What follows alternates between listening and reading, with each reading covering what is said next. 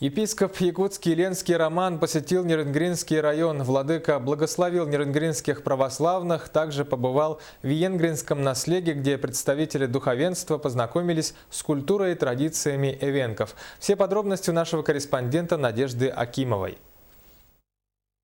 Визит архиепископа в Нерюнгринский район связан с подготовкой православных к предстоящему Великому посту, который начнется 14 марта и закончится 30 апреля. Его длительность составит 48 дней. Для этого епископ провел служение и благословил нерюнгринских православных на очищение тела и духа и осмысление своего бытия. И если мы вслушаемся в те пожелания, которые предлагает нам Церковь в великопостное время, то этот успех совершенствования духовного преображения очень будет полезен всем.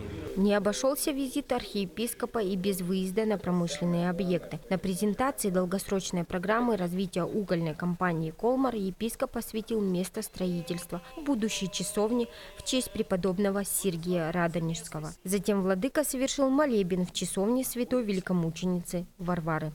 Господи помилуй, Господи помилуй. На следующий день визит епископа продолжился с посещения национально-эвенкийского наследия, где духовенство познакомилось с традициями и обычаями местных жителей села Иенгра. Также представители епархии стали зрителями детских гонок на оленях.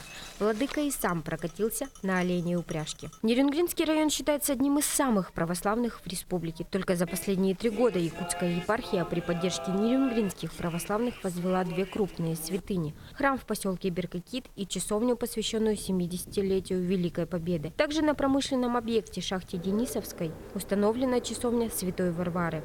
А освящение начала строительства еще одной часовни на Гог и Наглинской в преддверии Великого Поста имеет большое значение. Надежда Акимова, Семен Амосов, НВК Саха, Нерюнгри.